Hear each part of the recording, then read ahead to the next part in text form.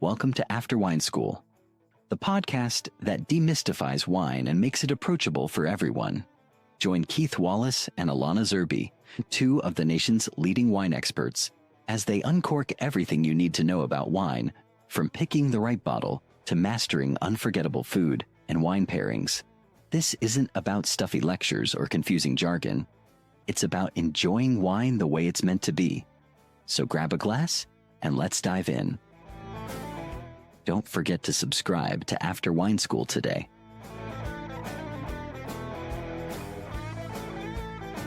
Welcome to After School, the wine podcast.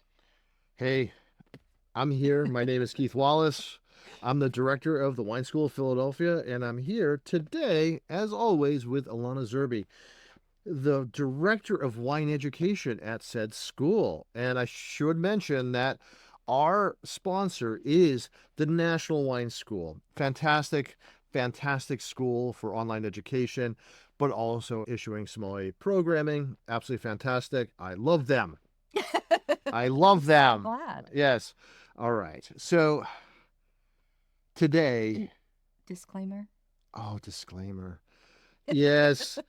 Sorry. Love us as much as we love them. The expressions and opinions and the whatever weirdness happens on this podcast, this is just our opinions. This does not reflect on the National Wine School, the Wine School of Philadelphia, the U.S. government, or even the FBI. Certainly not. I think I've covered all bases. State Department. All right.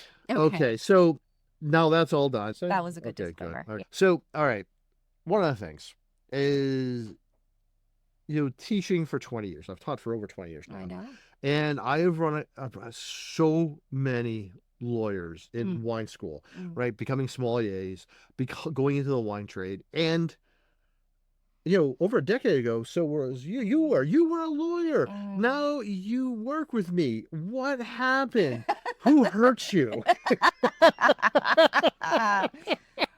Okay. I generally don't like talking about myself. So Yeah. This is not the most comfortable topic, but we do know a lot of people who go into wine from having all types of careers, but lots and lots of former lawyers. And I too, yes, I did go to law school and I practiced briefly.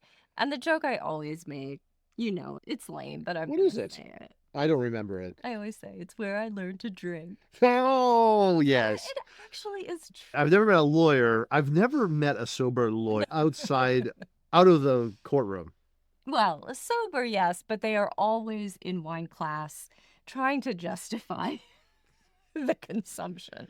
Oh, it's not just that. I mean, Sure, let's sure, just be honest about something here. Sure. Because lawyers are a very specific kind of person. Yeah. Now, you do have to, the lawyers I know, and tell me if I'm wrong about this, but most lawyers that I've met have a really great background in classical literature. They read a lot. They love writing. They have a lot of passion that it seems that when they were younger, it seemed that was all focused on something, the one kind of job you can have where you can make a good income, but also deal with text, with writing. Like most of your job is interpreting and arguing parts of literature, of law, of language. Like, I find that fascinating. It's also a lot of logic.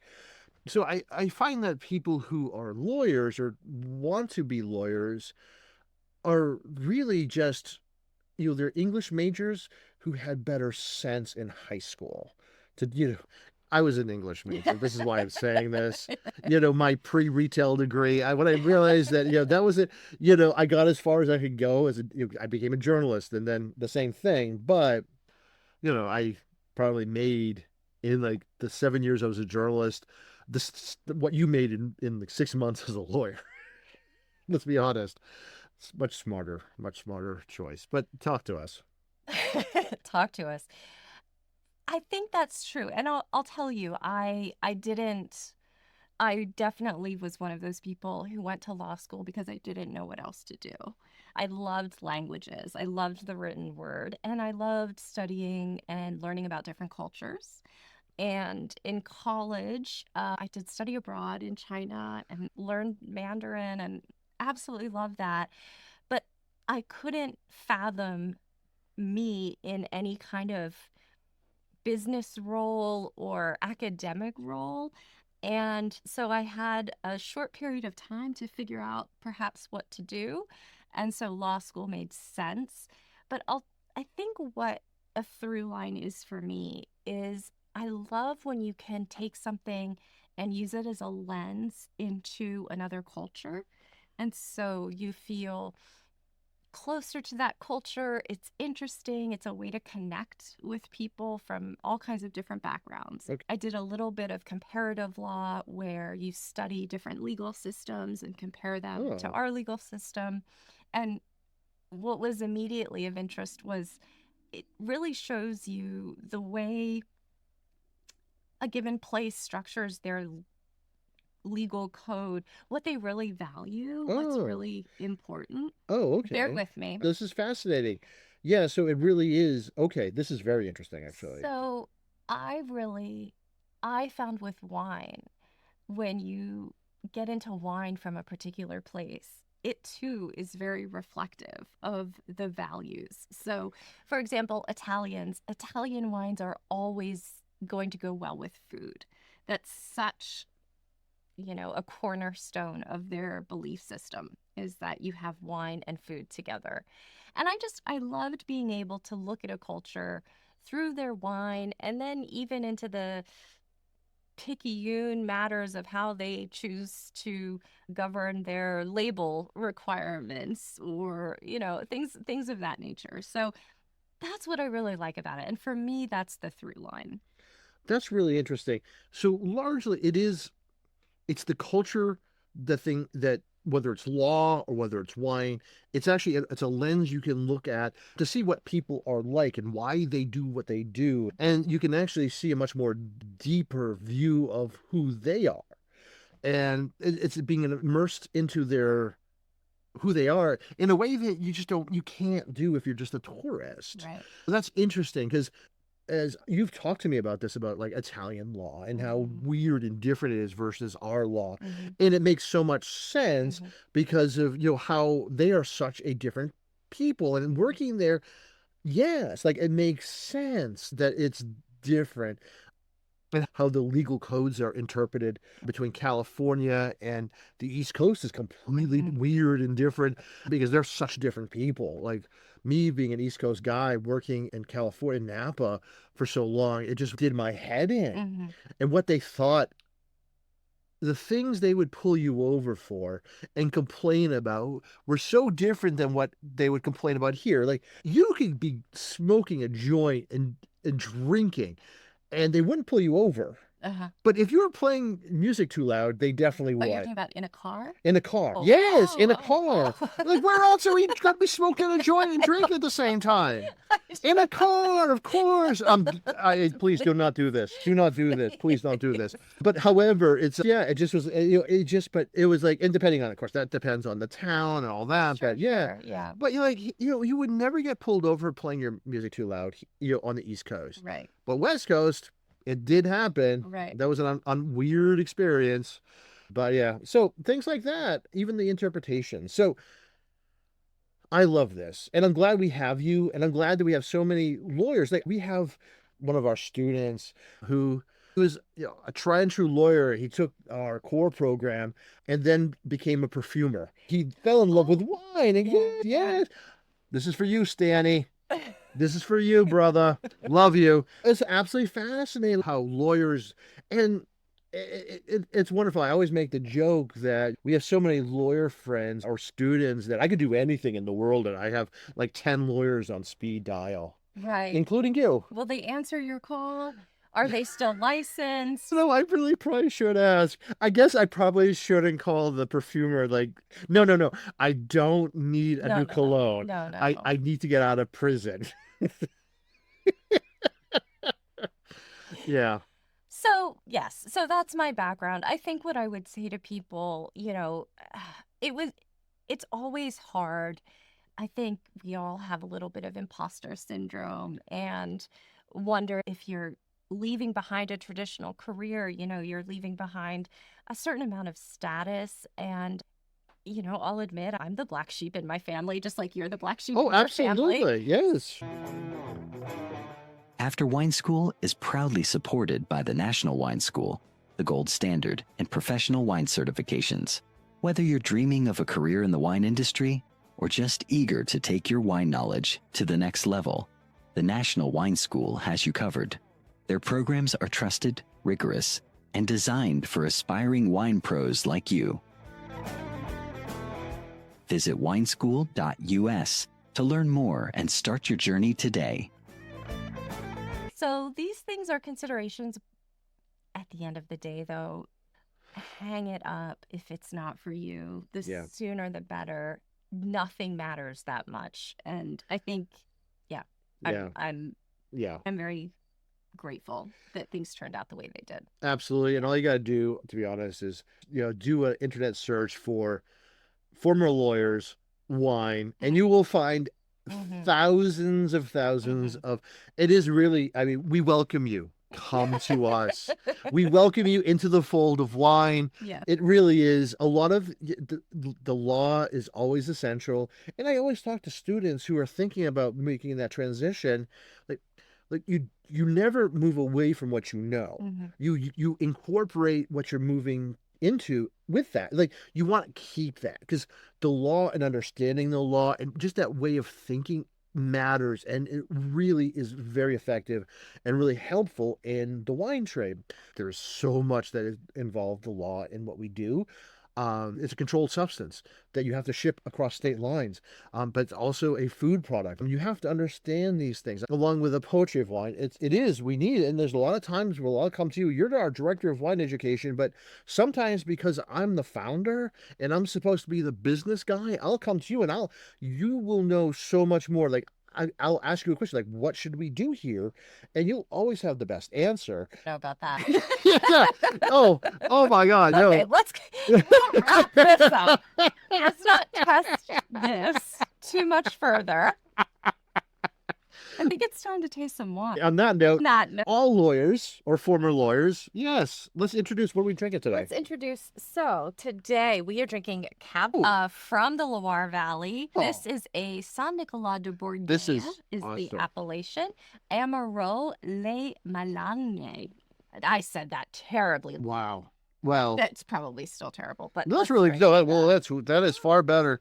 That is one of the hard things to think of. It's after hours, because I mean, there are times like some of these tongue twisters, you have to pronounce them in a way that is both correct but also understandable to Americans, and that's actually not the easiest thing in the world, because they have to understand it. No, and it is after hours. We're a little tired. Cheers, everybody! Oh, And let's drink it together. well, we're gonna cheers here. Okay. I want to cheers people before I taste it. Okay. Misophonia warning. We will be Oh, yes. sipping. So everything's fine. We'll alert you when we're gonna Oh, this is take a sip. awesome. Okay, first off, this is Cab Franc, Yep. Loire Valley, Middle Loire, Cab Franc. And here's another warning, green pepper alert. Yes. Look, this is one of my favorite all-time wines, especially here, but also Chenin, this whole area. Cab Franc, yes. But if you do not like that smell of pyrazine in the morning, I love the smell of pyrazine in the morning.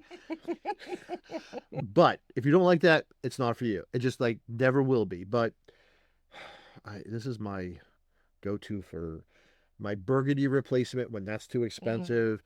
It's the elegant, beautiful thing. I've smelled this a little bit, but Well, the nose is a really beautiful balance between fruit and those earthy notes. oftentimes they're very much like bright cherry, but here it's more darker. Yes. I think plum. Definitely dark plum. Okay. Yes. Good. Juicy Yeah. red flesh. I know. Oh, that smells so good.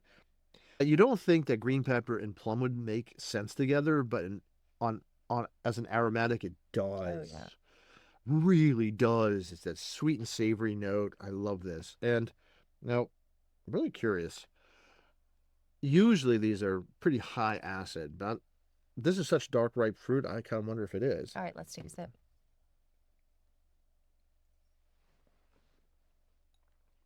Me too. Really Yeah, quietly. me too. See, that was good. So silky. Now, caveat, I did pour this about a half an hour ago, 45 minutes, so it's been decanted, so it has opened up quite a great deal. It wouldn't be this smooth and supple when we first opened it, but it is like, it's got great texture. Yeah, it's beautiful. It has that thing that you love in red wine. It has that thing. It starts with a 1 and a 3, 13% alcohol. Where are you going? Where are you going with this? What freaky shit are you going to talk about? My favorite 13 to 13.5% red wine is just divine. We need to drink more of it. It goes with food so well. And yeah, it's a beautiful, long finish, really well balanced, medium acidity. I love this. Yeah. This more modern, this movement towards like later harvesting, and a little, it's getting a little bit more warm in the middle Loire. You know, it's one of those places I'm very thankful for global warming. I'm like, please, more. Yeah, no, No, not really, but yes, here it's really important because it's fleshier than they used to be. Yeah. They are harvesting a little bit later. They're waiting for a little bit more phenolic ripeness. It's glorious though. And the finish is quite long. I'm really surprised. Yeah. It also is, it doesn't have that much oak to it, but it does have the notes of cedar, which is very classic Cabernet Franc, also Cabernet Sauvignon, by the way.